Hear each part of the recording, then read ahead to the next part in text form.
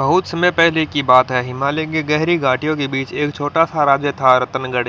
यह राज्य अपने सुंदर महलें, चमकती चमकती नदियों और हरे भरे बागों के लिए प्रसिद्ध था। राज्य का राजकुमार विराट बहुत दयालु और न्यायप्रिय था, लेकिन उसमें एक कमजोरी थी। वह दुनिया की हर अनोखी और रहस्यमय चीज को खोजने की चाह रखता था।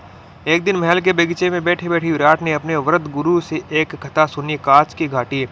कहा जाता था कि उस घाटी में एक जादुई चिड़िया रहती थी, जिसका नाम था मायरा।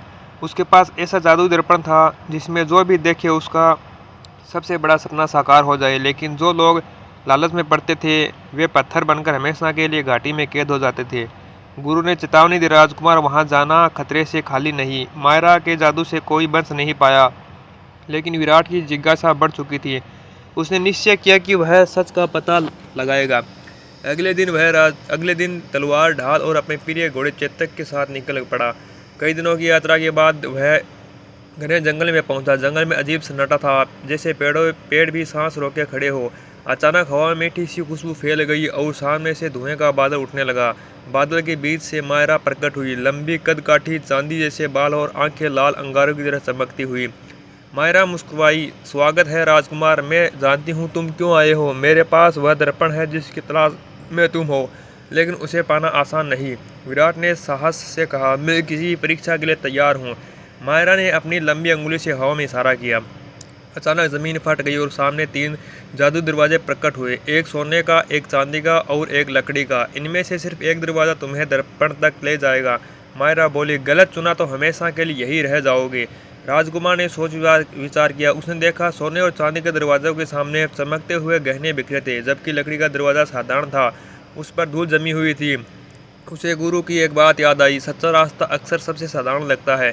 विराट ने लकड़ी का दरवाजा चुना। दरवाजा खुलते ही वह एक अंधेरी सुरंग में पहुंचा, जहां दीवारों पर अजीब चित्र बने थे, लोगों के पत्थर में बदलने के दृश्य। कुछ ही दूरी पर एक विशाल कक्ष था और उसके बीचों बीच रखा था चमकता हुआ दर्पण। मायरा अचानक पीछे से आई, देखो इसमें राजकुमार, और पाओ अपना सबसे बड़ा सपना। विराट ने दर्पण में झांका। उसने देखा कि उसका राज्य पहले से अधिक समृद्ध, जनता खुशहाल और वह स्वयं एक महान राजा बना हुआ है। लेकिन फिर उसकी नज़र किनारे पर पड़ी। वहाँ पत्थर बने लोग खड़े थे, उनकी आंखों में डर और पछतावा भरा था। उसे समझ आ गया कि यह जादू एक धोखा है। उसने दर्पण की ओर पीठ फेर ली और कहा, मेरा सबसे बड़ा सपना मेरी प्रजा की रक्षा करना है, न कि अपने लालच को पूरा करना है। मायरा का चेहरा क्रोध से विकृत हो गया। तुमने मेरा जादू तोड़ दिया, वह चीखी। विराट ने तलवार खींच ली, लेकिन मायरा ने काले धुएं का तूफान छोड़ दिया। तभी उसके हाथ में गुरु द्वारा दिया गया एक छोटा सा चांदी का ताबीज चमकने लगा। ताबीज से तेज प्रकाश निकला, जिसने मायरा के जादू को तोड़ दिया। वह चीखते हुए धुएं में विलीन हो गई और पत्थर बने लोग फिर से मनुष्य बन गए। सबने मिलकर विराट को धन्यवाद दिया। लौटते समय उनमें से एक वृद्ध ने कहा, राजकुमार, सच में तुमने हमें सिर्फ आज़ादी नहीं दी, बल्कि यह सिखाया कि सच्ची शक्ति दिल की पवित्रता में होती है। राजकुमार अपने राज्य लौटा और इस घटना के बाद वह और भी बुद्धिमान और विनम्र बन गया।